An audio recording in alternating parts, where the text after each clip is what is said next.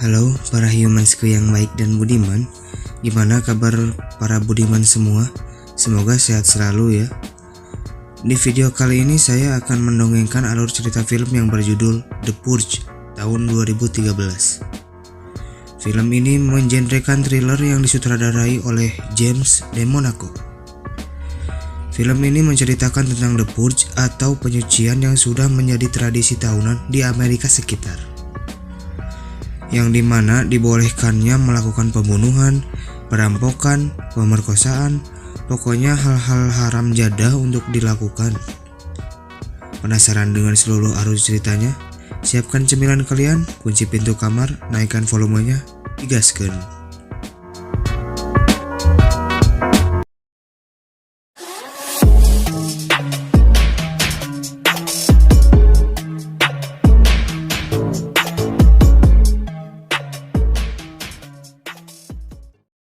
Film diawali dengan seorang pria di dalam mobil bernama James Sandin, pria beunghar 7 turunan. Ia sendiri bekerja di perusahaan sistem pengamanan rumah dan di hari tersebut ia berhasil menjadi penjual tergiat di perusahaannya. Kalian pasti kepo dong dengan kembang biru yang di dalam mobil James. Jadi kembang biru itu akan ditaruh di depan rumah dan menandakan penghuni rumah menyetujui penyucian tersebut. Pokoknya bukan sesajen ya. James sendiri tinggal di perumahan elit dengan segala keamanannya. Di jalan kita bisa lihat bahwa James juga menjual alat keamanannya kepada tetangga-tetangganya di sana. Sehingga tidak mengherankan jika di perumahan tersebut keluarganya sangat terpandang. Paten kan?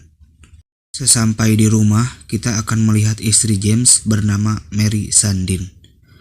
Walaupun sangat sibuk, James sendiri sangat perhatian kepada anak-anaknya. Scene berpindah kepada anak pertamanya James, yaitu Zoe, yang sedang cinta-cintaan bersama pacarnya bernama Henry.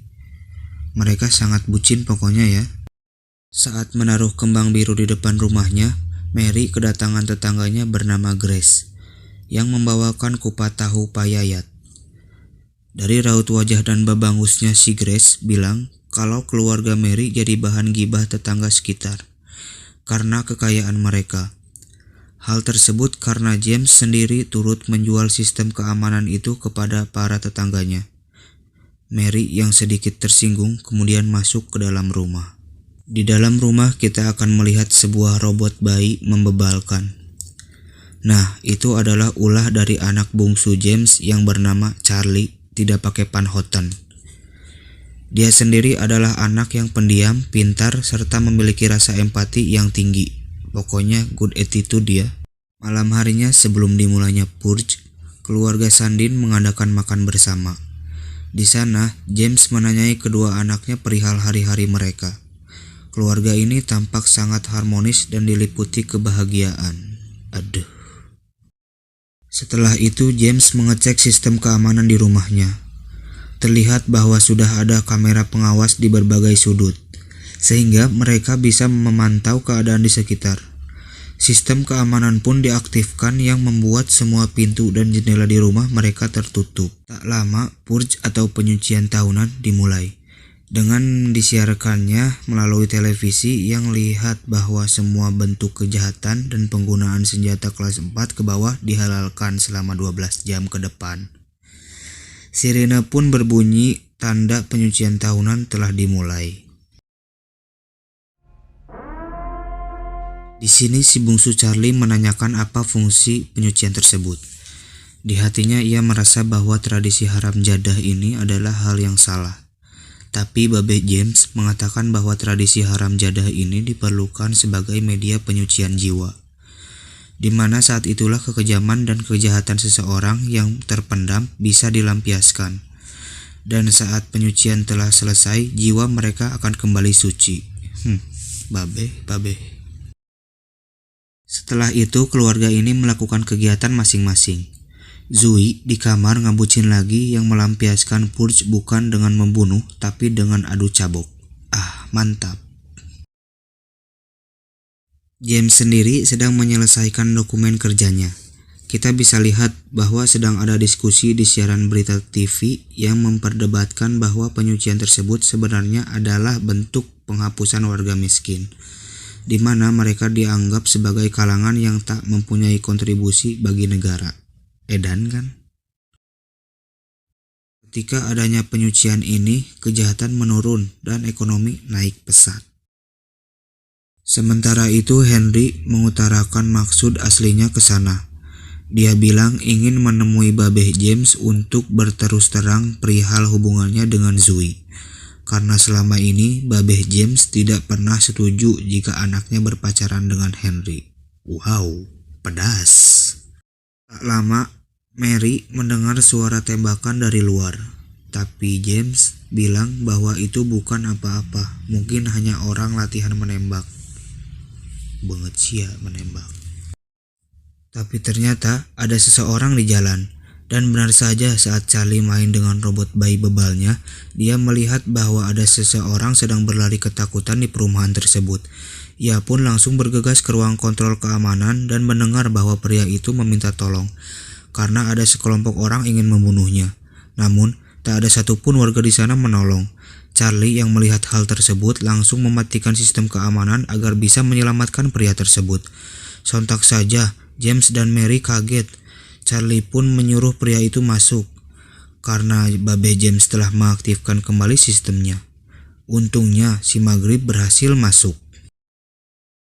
Nama si pria Maghrib ini adalah Dwayne, yang dari penampilannya dia ini tukang adu hayam di RT 5. Di sana James bersiap menembaknya karena mengira si Maghrib akan berbuat jahat. Di lain sisi, Henry juga turun ke bawah. Dan setelah itu,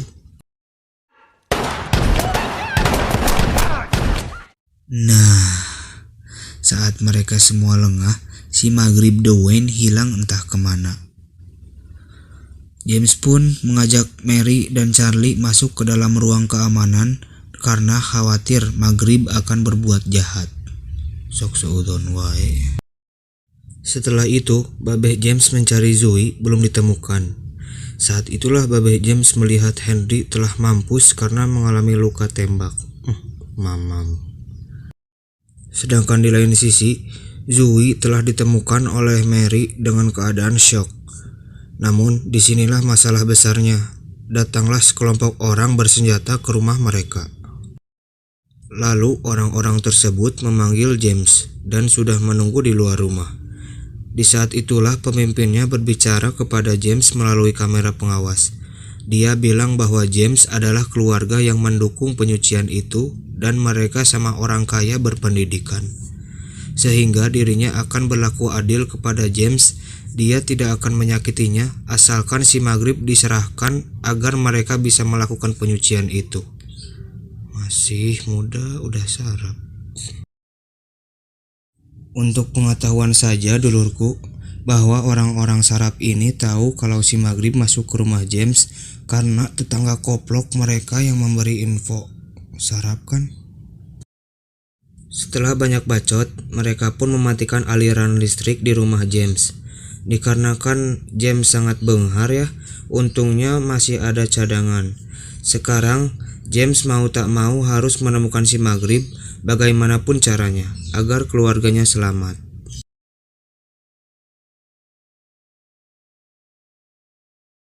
Lalu mereka berpencar agar bisa lebih efektif mencari. James, Charlie maupun Mary berusaha menangkap si Maghrib Dwayne. Si Zoe kemana ya? Ada dulurku, cuman kayaknya lagi galau ditinggal Henry. James dan Mary kesulitan mencari si Maghrib karena memang kondisi rumah yang sangat gelap. Ditambah di luar kelompok sarap tadi sangat berisik menyuruh James cepat bertindak. Charlie yang pintar lebih memilih mencari melalui robot bayi bebalnya karena kebetulan alatnya itu bisa melihat dalam gelap. Saat sedang mencari, itulah dia bisa melihat si Maghrib sedang mengendap-endap di dalam rumah mereka. Kemudian berusaha ia dekati dan si Maghrib pun bingung melihat robot bayi bebal itu. Padahal di sini posisi Charlie ingin menyelamatkan si Maghrib.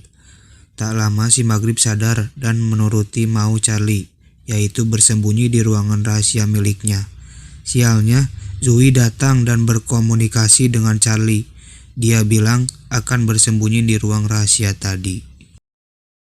Sementara itu, James dipanggil oleh pimpinan kelompok sarap tadi. Dia bilang, kenapa James lama sekali? Si sarap ini pun menuduh bahwa dirinya melindungi si Maghrib.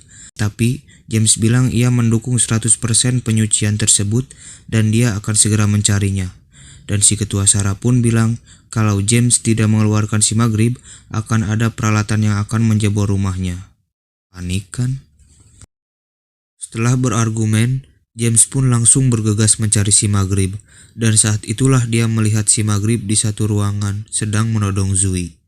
Si Maghrib bilang dia tidak akan menyakiti Zoe, tapi hanya ingin berlindung di rumah James. James berkata bahwa si Maghrib harus keluar dari rumahnya, karena dia tak mau keluarganya jadi korban akibat adanya si Maghrib Dwayne di sana. Terjadinya ketegangan di antara mereka.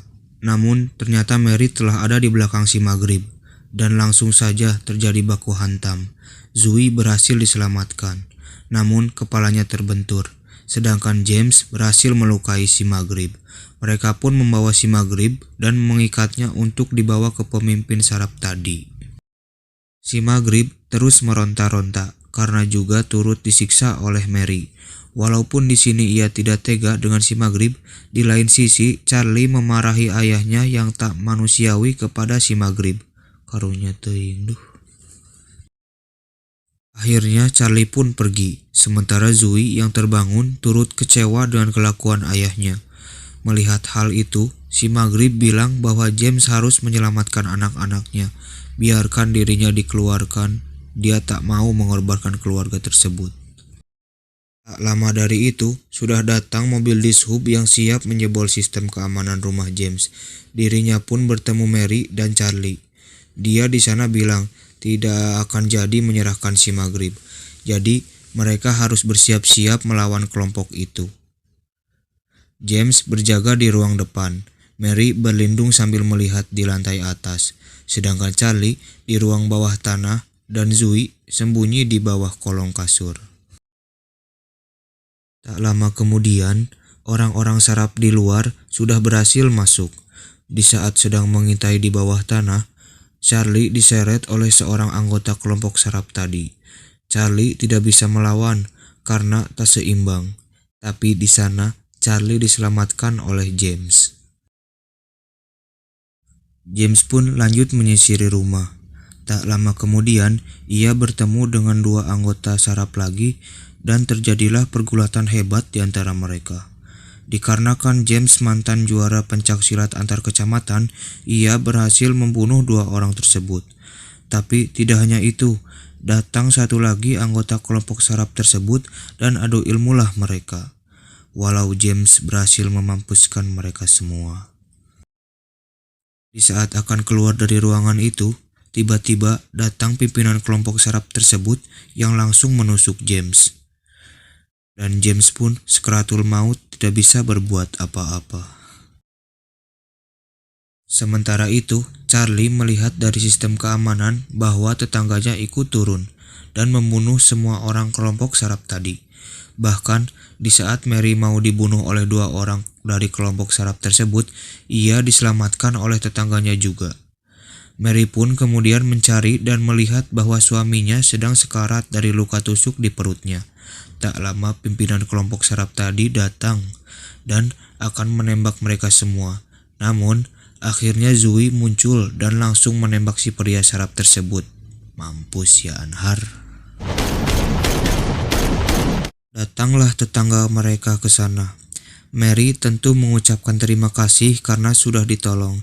Tapi Grace, si tetangga koplok, bilang kalau keluarga Sandin adalah milik mereka, bukan kelompok tadi. Alias, tetangga koplok ini ingin membunuh keluarga James. Grace kukulutus bahwa para tetangga telah muak melihat keluarga Mary memamerkan harta mereka, yang mana berasal dari penjualan sistem keamanan kepada tetangganya juga. Koplok banget kan?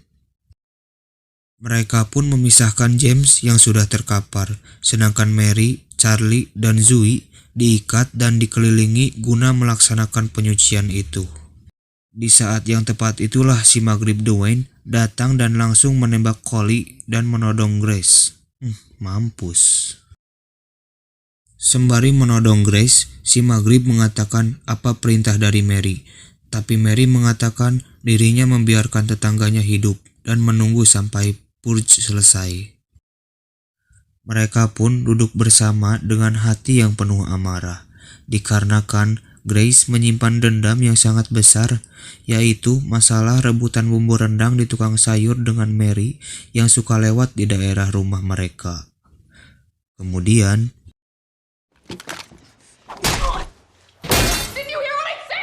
nah, itulah jelas. Di saat Grace ingin merebut senjata dari Mary, dengan tegasnya Mary mendagorkan kepala si koplok Grace ke meja sampai berdarah. Mary gitu loh. Tak lama yang ditunggu mereka, sirine berbunyi tanda purge sudah selesai. Mary pun menyuruh tetangga koploknya itu keluar. Si Maghrib pun mengembalikan senjatanya ke Mary dan pergi. Tak lupa, Mary berterima kasih atas jasa si Maghrib menyelamatkan keluarganya. Mary, Charlie, Zoe pun melihat keluar rumah yang sangat berantakan. Dan setelah itu, tamat dulurku. Wah.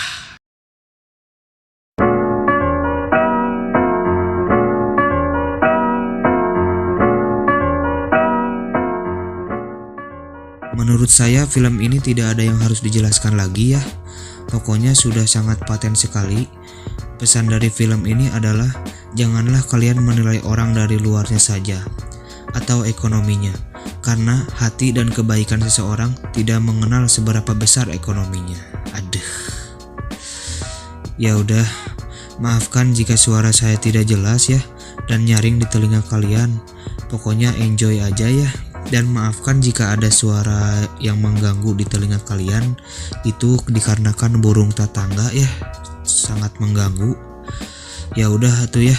Terima kasih telah menonton. Jangan lupa like, komen, share ke grup keluarga kalian dan subscribe dulurku. Peace.